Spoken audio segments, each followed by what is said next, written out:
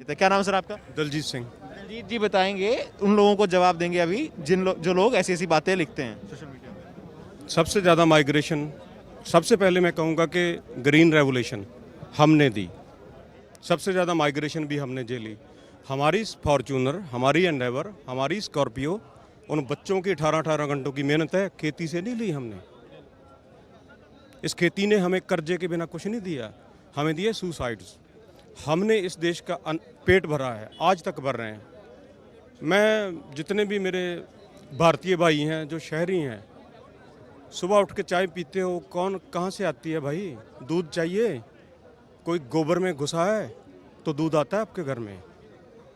आप उस कमरे में 1 मिनट नहीं रुक पाओगे जहाँ से हम दूध पैदा करके भेजते हैं। आप टमाटर खाते हो, जहर हम झेलते हैं, आपको स्वच्छ साफ सुथरी सब्जी भेजते हैं। क्या खाते हो? जो भी पैसा कमाते हो क्या करते हो यार? मंत्री संतरी जितने जो IAS लॉबीज हैं क्या करते हैं? खाते ही हैं ना। वो खाने की फैक्ट्री हमारी है। और वहाँ मेरे पास 10 एकड़ हैं। जो बंदा कहता है कि खेती आसान है, मैं 1 साल फ्री में देता हूँ, आओ करके दिखाओ, मेरी जॉब कर लो, मैं फ्री, मैं एक पैसा नहीं लूँगा यार। कोई भी बंदा जो मानता है कि खेती बहुत आसान है, मैं 1 साल के लिए फ्री देता हूँ। 1 बंदा ले ले, 10 बंदे ले ले, मैं प्रॉमिस करता हूँ आपके चैनल के माध्यम से, ललन टॉप से प्रॉमिस करता हूँ, 1 पैसा नहीं लूँगा 1 साल का। मुझे पैदा करके दिखाओ, बातें मत करो। हम बहुत दुखी हैं, हमारी बात आज तक किसी ने नहीं सुनी। हमारे पास 1 मिनट का टाइम नहीं है इस दिल्ली के लिए। हमारा दम घुटता है यहाँ पे। हम अपने खेतों में बहुत खुश हैं, हम यहाँ नहीं रहना चाहते। हम इस देश के लिए, हमारे बेटे सरहद पे खड़े हैं, हमारे भाई, हम खेतों में खड़े हैं, हम खेतों में खड़े हैं। हमारा दोष बता दो यार, हमारा दर्द समझो। हमारा एक दोष बता दो कि आपका ये दोष है यार, आपने ये गलत कर दिया, हम चले जाएंगे वापस। आप जॉब करते हो, काम करते हो, हर काम के लिए एक लॉ है कि आप बंधुआ नहीं हो, आपकी मर्जी के बिना कोई आपसे काम नहीं करवा पाएगा। जो चीज़ हमने मांगी नहीं वो हमें क्यों दे रहे हो यार? आपने हमें अपने मैनिफेस्टो में वादा किया कि स्वामीनाथन की रिपोर्ट लागू करूंगा 2014 में। 7 साल हो गए, क्यों नहीं हुई?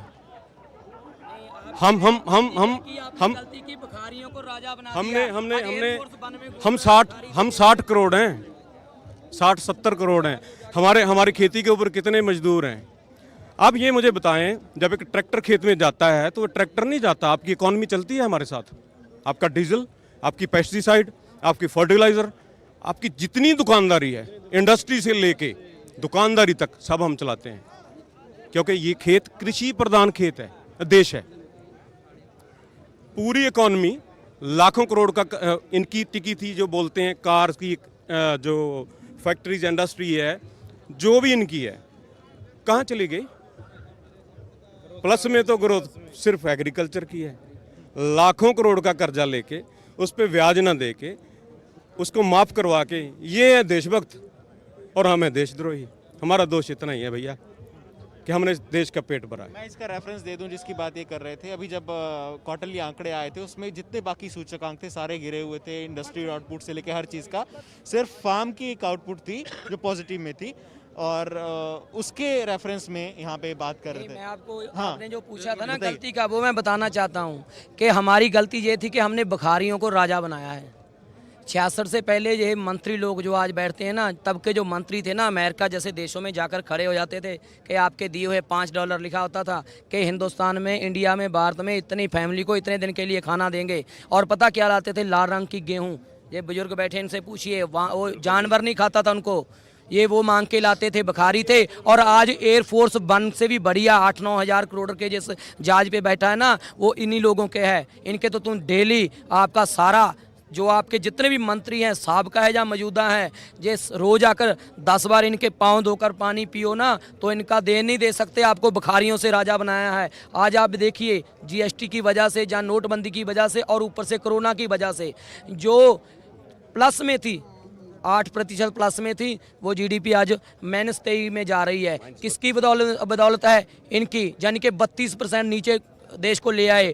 लेकिन सबसे 3.5-4% ग्रोथ थी एग्रीकल्चर की। इसीलिए अभी इनको ये जो किया, हाँ जी एक मिनट, ये जो किया गया है ना षड्यंत्र के साथ, ये मजदूरों के साथ गलत किया था कि ये लोग भूखे भूखे मरेंगे और हमारे जितनी पैसे देंगे उस पर ये लोग खुश होकर काम करेंगे। लेकिन हम लोगों ने एग्रीकल्चर की बदौलत लंगर लगा दिए। उन लोगों को इन्होंने हज़ारों किलोमीटर पैदल चलने के लिए मजबूर किया, उनके लिए हमने कंबल, कपड़े और लंगर का इंतजाम किया। इन्होंने क्या किया? सिर्फ से सिर्फ भूखमरी दी है। आपने 2 करोड़ नौकरी की बात कही थी, कहाँ गई? आपने सबसे महा झूठे आदमी हो भाई। एक वो आपके साथ जो अमित शाह और तुम हो, आपकी जो सरकार है ना उसको आप लोग नहीं चला रहे, आपको अडानी और अंबानी चला रहे हैं। आपको जो ड्राफ्ट भेज दिया जाता है आप उसी को इम्प्लीमेंट कराने की कोशिश करते हो। किसी सिलेक्शन कमेटी के पास गया? किसी किसान यूनियन का आपके पास रेफरेंस है उसके साथ बातचीत की हो? किसी खेती मार का है? और तो और छोड़िए, ऑल पार्टी मीटिंग है, कोई सिलेक्शन कमेटी है? कुछ नहीं। वहाँ से आता है, आप उसको पारित करवा देते हो। आप उनके एक नौकर की तरह काम कर रहे हो, इंडस्ट्रियल की तरह। ये नहीं चलेगा भाई, ये लोकतंत्र है, ये भी वापस लेने पड़ेंगे। और जो मजदूरों के ऊपर आपने कानून लाए हैं कि आपको 3 महीने पहले हड़ताल का नोटिस देना पड़ेगा, वो कानून भी वापस लेना पड़ेगा। और जो आपका बिजली का कानून लाए हैं वो भी वापस होगा। और जो अध्यादेश आप पराली वाला लेके आए हैं उसको भी वापस लो और स्वामीनाथन रिपोर्ट लागू करो। एक नया कानून लाओ MSP के ऊपर, और किसानों के लिए कुछ अच्छा कानून बनाओ किसानों की मर्जी से। ऐसे आप कुछ हम पे नहीं थोप सकते, क्योंकि आज अब जो बात है वो हिंदू मुसलमान की नहीं चल रही, अब भूख की है, और भूख का कोई धर्म नहीं होता। धन्यवाद, शुक्रिया। हाँ, आप भी कुछ कह रहे थे, बताइए। हम ये कह रहे हैं जो ये कानून के बारे में, जो पंजाब में ये सिस्टम चल रहा था, बहुत मजबूत स्ट्रक्चर था पंजाब का। पंजाब में ये कानून जो सिस्टम चल रहा था उसमें 4200 करोड़ रुपए का रेवेन्यू आता था मंडीकरण बोर्ड को। वो 8.5% टैक्स था वहाँ पंजाब में, उसको आप ये ख़त्म कर रहे हैं, 1% कर रहे हैं। ताकि बाहर में मंडी खुल जाए, खुली मंडी, प्राइवेट मंडी, उससे 4200 करोड़ रुपए का मार्केट कमेटी का नुकसान होगा, मंडीकरण बोर्ड का, हमारे पंजाब का। बहुत सारे जो काम कर रहे हैं वहाँ पे उन लोगों का नुकसान होगा। 20 लाख जो मजदूर हैं मंडी में काम करते थे उनका नुकसान होगा, और 50,000 से ऊपर जो आड़तीये थे एजेंट्स, उनका नुकसान होगा। उनका सरकार तो आड़तियों को बिचौलिया बोलती है, कहती है वो तो पैसे खा रहे हैं बीच में। बिल्कुल गलत बात है। वो किसानों को है ATM कार्ड, हम मजदूरों के ATM कार्ड हैं किसान, और वो उनका भी धंधा जॉब हो जाएगा। उन्होंने बहुत मंडी पे खर्च किया है, अपना फंड लगाया है, अपना फर्श लगाया है, अपना पैसा लोगों में खिला रखा है। और 50,000 से लेकर 60,000 मुनीम है जो हमारे पंजाबी मंडियों में काम करता, उनका सारा धंधा चौपट हो जाएगा, उनका परिवार भूखा मर जाएगा। हम उसका बारे में सोच रहे हैं। ये बिल्कुल ये कानून जो बिल्कुल गलत है। आपका कहना ये है कि इस जो कृषि कानून है इनका असर सिर्फ किसान पे नहीं होगा, इसका मजदूर पे असर है, हर वर्ग पे असर होगा, कंज्यूमर पे भी असर होगा, जो उपभोक्ता है। इसका नुकसान हमसे ज़्यादा जो नुकसान है आम पब्लिक का होगा, जिनमें विद्यार्थी, मीडिया वाले, दुकानदार, मजदूर और बहुत हमारे भाईचारे मुलाजम वर्ग हो गया, औरत वर्ग हो गया, सबका नुकसान होगा। ये क्या करेंगे? ये एक ही लॉज में, एक ही साइलों में पूरे पंजाब का जो अनाज है उसको स्टोर करेंगे, और हरियाणा का एक ही लॉज, एक ही साइलों में स्टोर करेंगे, और मध्य प्रदेश का एक साइलों में स्टोर करेंगे, उत्तर प्रदेश का एक साइलों में स्टोर करेंगे। और माल को जो साइलोज है न्यू टेक्नोलॉजी के, 4-4 साल उसमें कनक जो गेहूँ खराब नहीं होता, उसको स्टोर करके रख लेंगे। अकाल जैसी परिस्थिति बना देंगे। जब अकाल पड़ गया, आपसे, मीडिया वालों से, विद्यार्थियों से, सारे वर्गों से 200 रुपये किलो का भी मांगे तो आप देंगे। भूखे मरते क्या करोगे? आप नोट तो नहीं खा सकते ना, खाना खाना पड़ेगा, भोजन खाना पड़ेगा। और जब इनका मर्जी हो गया कि हमारे सामने कोई छोटा व्यापारी उठ रहा है, ये सारे का सारा माल मंडी में गिरा देंगे लेकर, खुली मंडी में, और धंधा चौपट कर देंगे। छोटे व्यापारी को ये उठने नहीं देंगे, ये जमने नहीं देंगे। और जो किसान, जो खेत, मेरे पास 50 एकड़ से ऊपर ज़मीन है, मेरे पास पंजाब में कपूरथला जिला में सुल्तानपुर लोधी तहसील में 50 एकड़ से ऊपर ज़मीन है। मेरा ब्रदर 25 साल से जर्मनी में है, नेशनल है, जर्मन नेशनल। मैंने ये इस कानून से मेरा इतना मन ख़राब हुआ, मैंने अपना बेटा कनाडा भेज दिया। मेरे को फ्यूचर जो है अंधा दिख रहा है फ्यूचर। ये काला कानून है बहुत।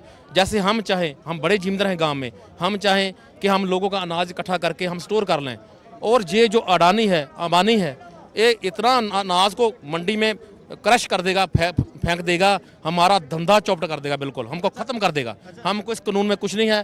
पावर एक्ट जो लाए हैं उसमें मेरे जो SC भाईचारा है, हमारा गरीब तबके जो हैं, हमारे BC भाईचारा है, उनका इतना नुकसान होगा। उन्होंने छाड़ी गलत इसमें वो जो उनकी फ्री वाली बिजली है वो बंद हो जाएगी। जो फार्मर को मिलती है फार्मिंग सेक्टर के लिए बिजली वो भी बंद हो जाएगी, उसकी सब्सिडी। और पूरा हम पर ये लोड पड़ने वाला है। हम हाँ जो सारा मेरा एक आखिरी सवाल आपसे कि जैसे थोड़ी देर पहले हमने बात की कि सोशल मीडिया पे लोग लिखते हैं भाई किसान ये जो जीन्स पहन के आ गए शरारती आंसर हैं, या ये इनको फंड कौन कर रहा है, इसी तरीके के 36 सवाल पूछे जाते हैं ना कि ये लोग किस जीन्स डाल के आईफोन लेके घूम रहे हैं, ऐसा किसान तो मैं भी बनना चाहता हूँ आईफोन वाला। क्या क्या बोलेंगे सर? ये फार्मर जो है अन्नदाता है देश का, और कई किसानों के पास खुली ज़मीन है, मगर है तो वो किसान, वो जो आड़तिया किसान मजदूर का भाईचारा हम नहीं टूटने देंगे। हम उसके बारे में सोच रहे हैं। हम क्यों नहीं पहन सकते सर?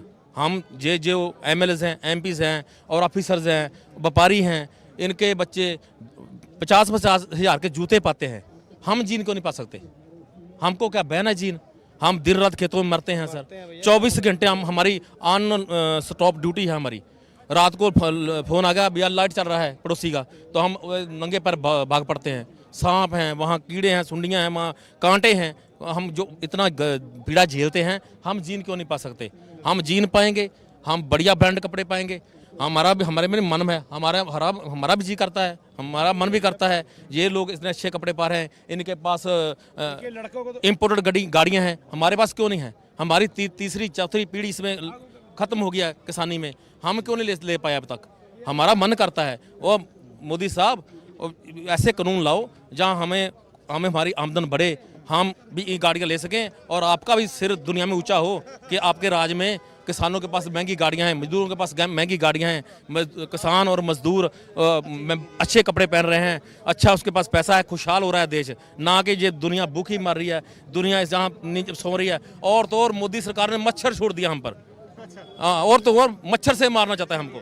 तो ये आखिरी बड़ा आरोप था इन्होंने लगाया, कहते कि मच्छर से मोदी सरकार हमें मारना चाहती है। सिंघू बॉर्डर पे हमें साफ किया किसानों ने कि भाई किसान के बच्चे अच्छे कपड़े पहनेंगे, मेहनत करते हैं और उस वजह से होती है। तो इस प्रोपेगेंडा से के खिलाफ भी हैं। और ये भी उन्होंने कहा कि हम डटे रहेंगे और हम चाहते हैं कि ये सारे तीनों कृषि कानून, इलेक्ट्रिसिटी बिल और जो पराली फूकने का जो एयर पोल्यूशन मैनेजमेंट का कंट्रोल का जो कानून था, वो कानून सरकार उन्हें रद्द करे और तभी हम यहाँ से अपना मोर्चा हटाएंगे। मेरे साथ हैं जेरी, लगातार सिंघू बॉर्डर से हम आपको अपडेट देते रहेंगे। शुक्रिया।